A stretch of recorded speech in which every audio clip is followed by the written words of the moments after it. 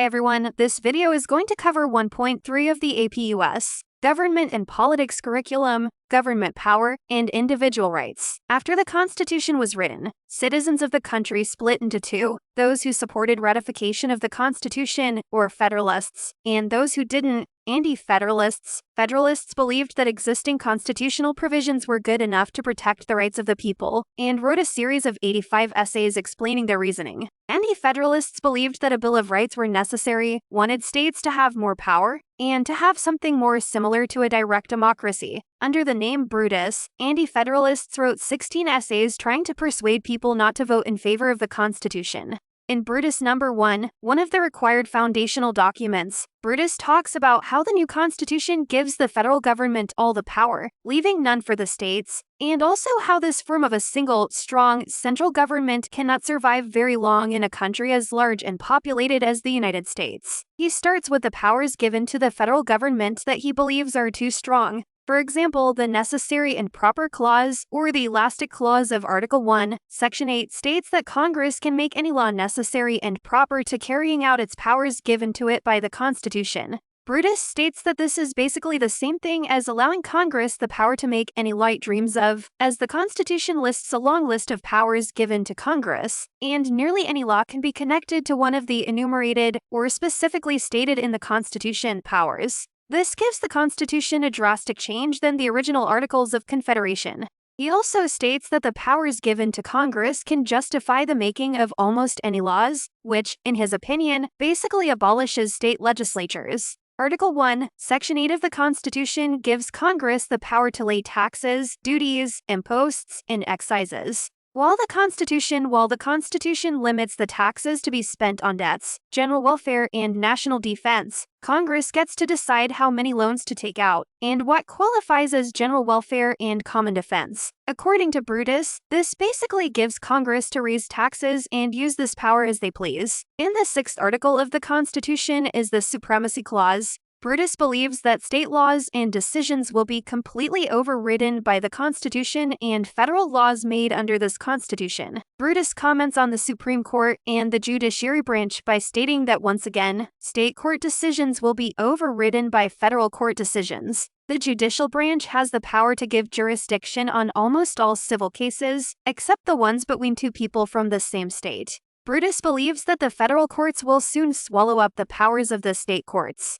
Using all this, Brutus concludes that the Constitution is going to get rid of any hope for a confederacy, and all powers are going to go into one complete government by saying, this Constitution wants of being a complete consolidation of the several parts of the Union into one complete government, possessed of perfect legislative, judicial, and executive powers. To all intents and purposes, it will necessarily acquire in its exercise and operation.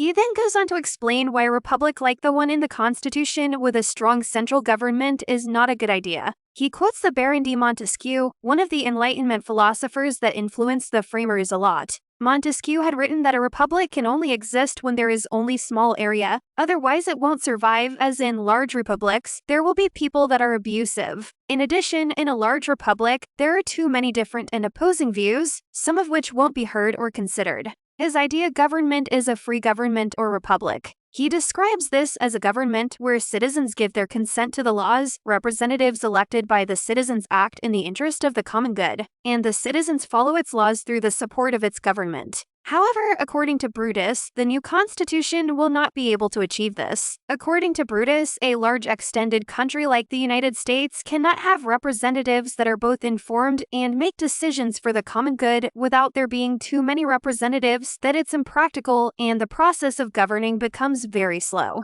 He lists that the government won't be able to represent all views when the country is as large as the United States. It's impractical for there to be so many representatives that the legislature understands local conditions, needs, and wants of all districts and people, and even if there were enough representatives, there wouldn't be enough time to attend to all these constant needs and wants of all the districts. In addition, Brutus believed that in a republic, the interests of the people would need to be similar, otherwise there'll be a constant clashing of opinions. This will prevent good decisions from occurring and slows down the processes of the government from making decisions. The people would also not likely have confidence in their rulers, causing them to not support their rulers, which is contradictory to a free democracy where the people follow the laws because they support their government. In a large country like the United States, people are left uninformed about what's happening in government. They know very few of the leaders, and would have difficulties affecting or changing proceedings in government. The result would be that the government would need to use force, army, etc. to execute the laws, which would turn the government into tyranny.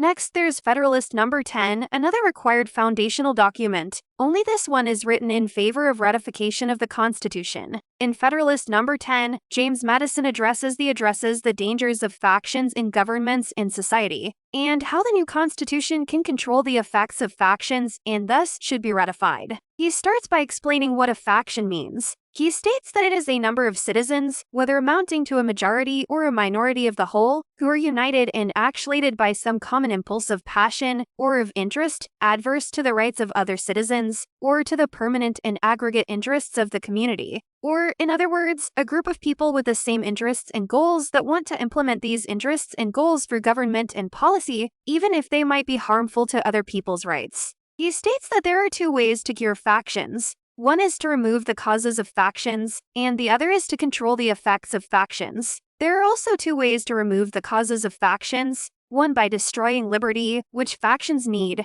and the other to give all citizens the same opinions, passions, and interests. However, taking away liberty isn't a good idea. Liberty is necessary to a faction just like air is necessary to a fire. However, it's not a good idea to take away the air we breathe just to get rid of fires. In the same sense, it's not a good idea to take away liberty just to get rid of factions. Taking away liberty is worse. The second solution, giving everyone the same thoughts, is also impractical. It's impossible to make everyone think the same. All people will naturally form different opinions, influence others with these opinions, or be influenced by others' opinions. On the other hand, some might think that with people ruling, factions can't do anything, but everyone will have their own biases and want to favor themselves when it comes to decisions, just like how nobody should be judging their own cause. No matter what legislation pops up in government, the two sides will always be the people affected. Thus, the majority will always favor themselves. For example, a question about loans will be decided by either the people who lend out loans or the people who don't. So because of this, the only way to cure factions is to control its effects. If a faction is a minority or less than half, then they can be controlled by the majority by a simple vote. However, if a faction consists of a majority or more than half, then it becomes a problem since they would easily overshadow minority views with a simple vote. Madison says that by this, we can reach the conclusion that a pure democracy cannot control factions. There will almost always be a majority with a common interest. He says that on the other hand, a republican form of government can. Madison says that there are two main differences between democracies and republics. The first is that representatives elected by the people represent the people in policymaking and government. And the second is that a republic can govern a larger country and more people than a democracy. But, Madison says, there's also the risk of electing abusive representatives in government. The question then becomes whether a bigger or smaller republic is better. Since each republic will always need a certain number of representatives, if there aren't enough, then they could easily conspire, becoming an even more dangerous faction. A larger faction would work better as there will be more options of representatives to choose from, since there will be more people.